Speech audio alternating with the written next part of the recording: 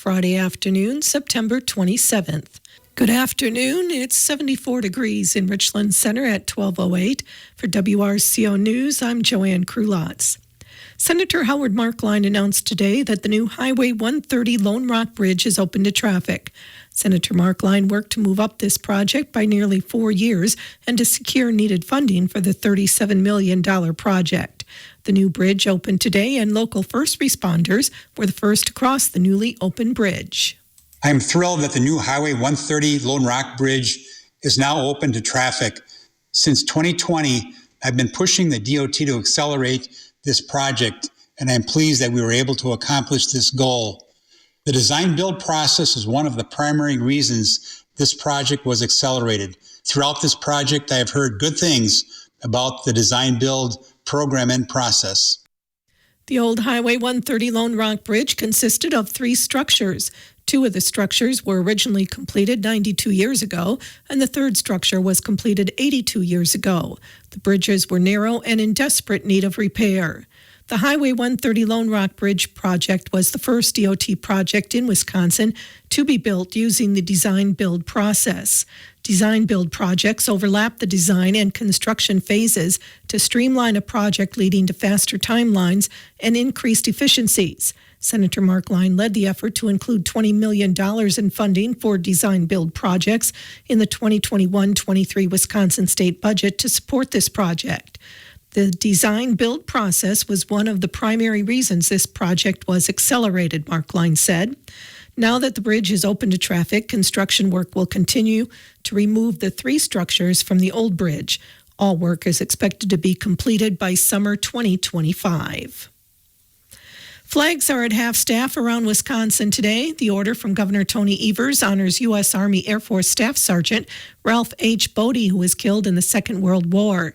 The 20-year-old Racine native was a tail gunner on a B-24 aircraft shutdown during a bombing mission over Kassel, Germany in late 1944. The War Department issued a finding of death the following year, but it wasn't until last December that remains were positively identified. Burial is today in Racine. State Superintendent of Public Instruction Jill Underly is calling on the legislature to more than double its reimbursement of special ed costs to local school districts. In her 4th State of Education address at the Capitol Thursday, Underly called on the state to fund at least 60% of special education costs. The current reimbursement rate is 31.5%. Underly says many districts continue to struggle to afford to provide services and retain staff, and the state needs to help districts afford the cost of special education services. A Wisconsin Policy Forum report says Wisconsin could save big with Medicaid expansion. The report says Medicaid expansion would add between 72,000 and 90,900 residents to the program and save the state $1.7 billion over the next 2 years. However, health care providers and insurers would no longer benefit from Affordable Care Act tax credits, and some providers could see reimbursements reduced. Wisconsin is one of only 10 states that have not accepted federal funding to expand Medicaid. Governor Tony Evers has proposed expansion in each of his biennial budgets, but has met resistance from the Republican-controlled legislature. Governor Tony Evers and the Wisconsin Department of Transportation say the state will use more than $10 million to help reduce traffic congestion and air pollution. That includes improving traffic flow and adding intersections or turn lanes, efforts to upgrade public transit, bicycle, and pedestrian facilities, and ride-sharing programs are also covered. DOT Secretary Christina Boardman says the improvements will not only provide transportation options that help reduce regulated emissions, but can also help to reduce travel delays. 11 projects in total will receive funding. A contentious congressional hearing has shown that lawmakers are uneasy about the U.S. Postal Service's readiness for a crush of mail ballots for the November election because some of them feel burned by the other Postal Service actions. Postmaster General Louis DeJoy sought to reassure a House Appropriations Subcommittee Thursday that the Postal Service is well positioned for an extraordinary effort to deliver mail ballots to election officials on time to be counted, and that close to 100% will promptly make it. But as subcommittee members asked DeJoy about mail ballots, they criticized a larger plan to make the mail delivery system more efficient and less costly by consolidating mail processing centers. A Wisconsin district attorney said Thursday that her office is pursuing an investigation into the removal of an absentee ballot drop box by the mayor of Wausau. Mayor Doug Denny removed the drop box located outside of City Hall Sunday and distributed a picture of himself doing it while wearing workers' gloves and a hard hat. Denny is a conservative opponent to drop boxes. The drop box was locked and no ballots were in it. The city clerk notified Marathon County District Attorney Teresa Wetzenstein, and she said in an email Thursday that she is requesting an official investigation with the assistance of the Wisconsin Department of Justice.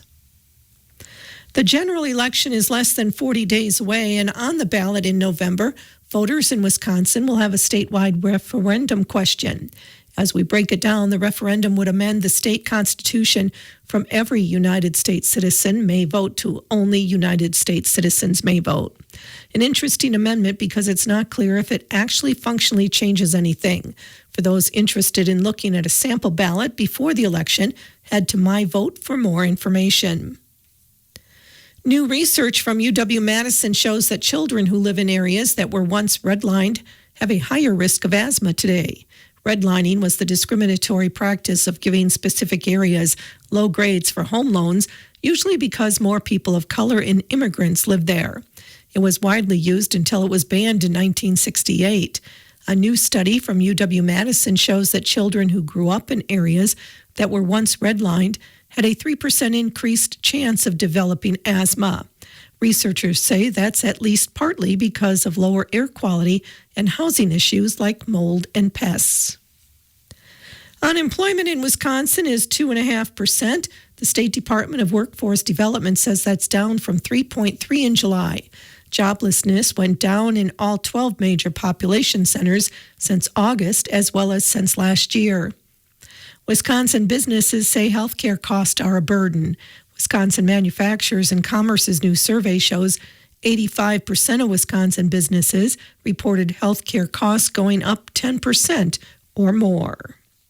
The University of Wisconsin Board of Regents has voted unanimously to fire a communications professor who was seeking to retain tenure after his dismissal as chancellor of one of the system's campuses for making pornographic films. The board today rejected his wish to remain a professor. Joe Gao had served as a chancellor of UW-La Crosse for nearly 17 years. He argued last week that he should be allowed to retain a teaching position on campus. But university attorneys argued he was unethical, violated terms of his employment contract, damaged the reputation of the university, and interfered with its mission. Gao has said he is considering filing a lawsuit to retain his teaching job. A federal judge has ordered the U.S. government to temporarily leave roads open on a Wisconsin reservation for non-tribal property owners. The Lac du Flambeau tribe in the 1960s granted easements allowing public access on some reservation roads. The easements expired about a decade ago. The tribe last year barricaded the roads and demanded up to $20 million for access. The U.S. government sued on the tribe's behalf, seeking trespassing damages for non-tribal users of the roads. U.S. District Judge William Conley issued an injunction Thursday prohibiting the government from blocking the roads while the lawsuit is pending. Conley noted the injunction doesn't apply to the tribe, but he expects the tribe to follow it. The 65th annual Gaze Mills Apple Festival is being held today through Sunday. Today includes the Lions Club Flea Market at the fairgrounds until 5. Things will kick off tomorrow morning at 7 with St. Mary's Pancake and Sausage Breakfast at the Community Building. The walk run will begin at 9 in Lions Park at the Kickapoo River Bridge. A variety of activities will be held throughout the day, including a carnival at the fairgrounds from 10 to 5 and live music at various businesses. Wisconsin's 77th Alice in Dairyland, Haley Heinzel, will also make a special appearance at the 65th Annual Gaze Mills Apple Festival tomorrow to highlight the significance of this specialty crop to the region and promote the 78th Alice in Dairyland Finals in Crawford County in May. Heinzel will be in the Gaze Mills Lions Park in downtown area between 9 and noon. She will also make some orchard stops during her visit. Applefest attendees are invited to meet Alice, see her special car Tassie, and post a picture on social media using the hashtag Gaze Mills Applefest. Heinzel's visit is part of the lead-up to the 78th Alice in Dairyland Finals. Alice in Dairyland is a communications professional with the Wisconsin Department of Agriculture, Trade, and Consumer Protection, who works to educate the public about Wisconsin agriculture. Each May, a new Alice is selected from a group of candidates during an extensive public job interview process, and each year a different county hosts the finals. While Crawford County is home to 3 Alice in Dairyland alumni, this is the first time it will host this celebration of Wisconsin agriculture. It's Banned Books Week. Peter Bromberg with the group Every Library says more restrictions on reading make banned books more important. Having access to the stories of people who have different cultures, different beliefs, different perspectives, maybe different life experiences, and that builds an understanding and an empathy. That's the necessary grease on the wheels of a democracy and a pluralistic society. More than 100 Wisconsin school districts have had books challenged since 2020. The River Valley Area Community Gardens is accepting pre-registration for 2025 garden plots. 10 by 10 plots rent for $20 a season. 10 by 20 plots are $40 for the season, and 20 by 20 plots are $60. The fee includes straw, mulch, manure, compost, organic fertilizer, water to each plot section and hoses, as well as the use of a rototiller and other tools. Print registration forms are available in the info box at the gardens located in the 900 block of Northwest Westmore, Spring Green. Forms may also be requested via email at info@rvacg.org or by texting 608-588-6040. The Wisconsin Department of Agriculture, Trade, and Consumer Protection will host 2 workshops during the 2024 World Dairy Expo for international exporters and importers on Thursday, October 3rd. The Exporters Workshop, hosted in collaboration with Livestock Exporters Association, will be held from 9 to noon. Exporters, breeders, veterinarians, and freight providers are invited to attend to learn about the global dairy outlook, export protocols, certification, financing, and other fulfillment.